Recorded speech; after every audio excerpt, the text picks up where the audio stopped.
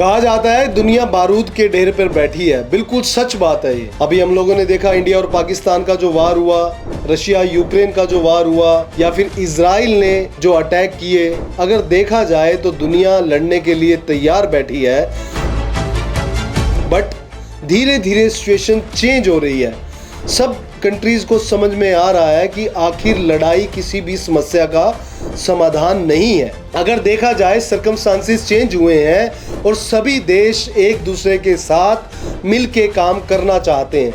अगर मैं बात करूं, अभी रशिया और यूक्रेन के अंदर जब से 3 साल से लड़ाई चल रही है, तो ये पहली बार हुआ कि तुर्की के अंदर उनकी सिटिंग्स हुई जहां पे वो कॉम्प्रोमाइज़ करने के लिए बातचीत उनकी शुरू हुई।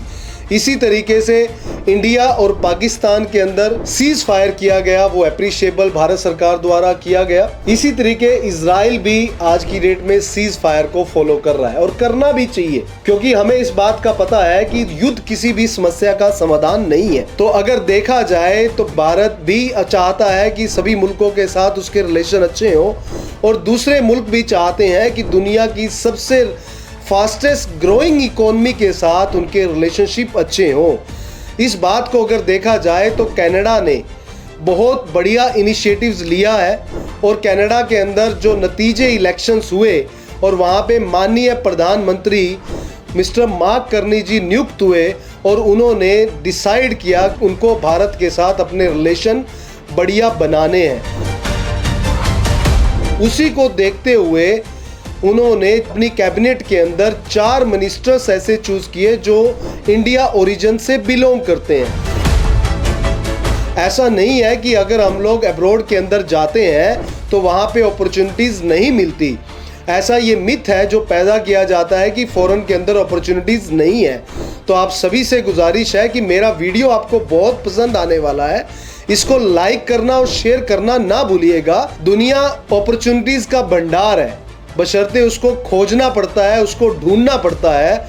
चाणक्य नीति में कहा गया कि अगर कोई बच्चा सक्सेस होना चाहता है अपनी जिंदगी में, तो उसको सबसे पहले अपना जन्म स्थान छोड़ना चाहिए। अगर जन्म स्थान के बाद उसको अपना गांव छोड़ना चाहिए, उसको अपना शहर छोड़ना चाहिए, जरूरत पड़े तो उसको देश भी छोड़ना चाहिए, अगर वो अपनी जिंदगी में कामयाब होना चाहता है। तो हमारे यहाँ से स्टूडेंट्स कुछ गए, चाहे वो किसी भी तरीके से मुल्कों के अंदर पहुँचे, चाहे यूके के अंदर या कनाडा के अंदर या ऑस्ट्रेलिया के अंदर, अगर आज देखा जाए तो वहाँ की राजनीति में भी वो अपनी पैठ बना चुके हैं। हम लोगों ने एक वीडियो में बताया था आपको कि हमारे यहाँ से स्टूडेंट्स जो भेजे गए, उन्होंने वर्ल्ड के अंदर अपनी कैसी पहचान बनाई, उस देश के अंदर कैसी पहचान बनाई, और आज वो बढ़िया बिजनेसमैन है, बढ़िया पॉलिटिशियंस हैं। ऐसे जो हीरे देश में से निकलते हैं, वो हमारे देश को एक ऐसी पहचान दिलाते हैं और ऐसा मान सम्मान दिलाते हैं जिसको हम वर्ड्स के अंदर बयान नहीं कर सकते।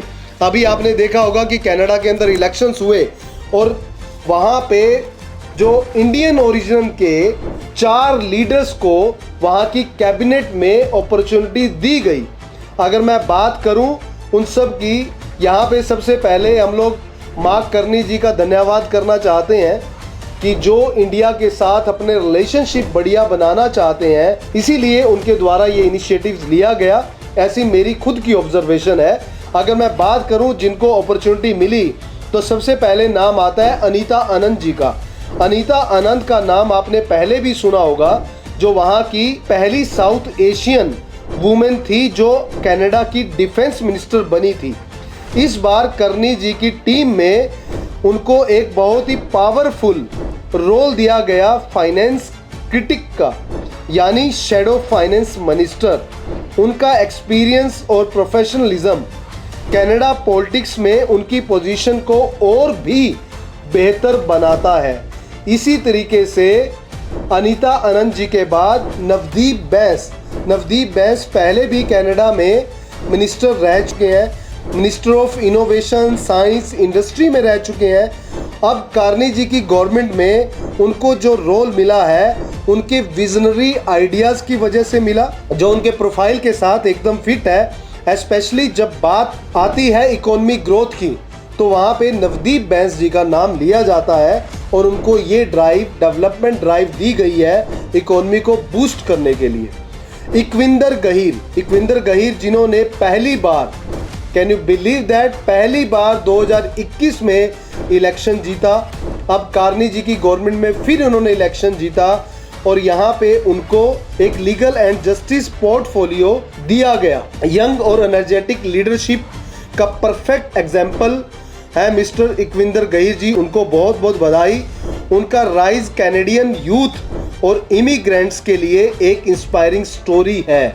फोर्थ आते हैं रूबी सहोता एक एक्सपीरियंस एमपी जो अपने स्ट्रॉन्ग पार्लियामेंट्री स्किल्स के लिए जानी जाती हैं। उनको डेमोक्रेटिक इंस्टीट्यूशंस क्रिटिक बनाया गया है। यही डेमोक्रेटिक रिफॉर्म्स, इलेक्टोरल इश्यूज और सिटीजन राइट्स पर उनका फोकस रहेगा।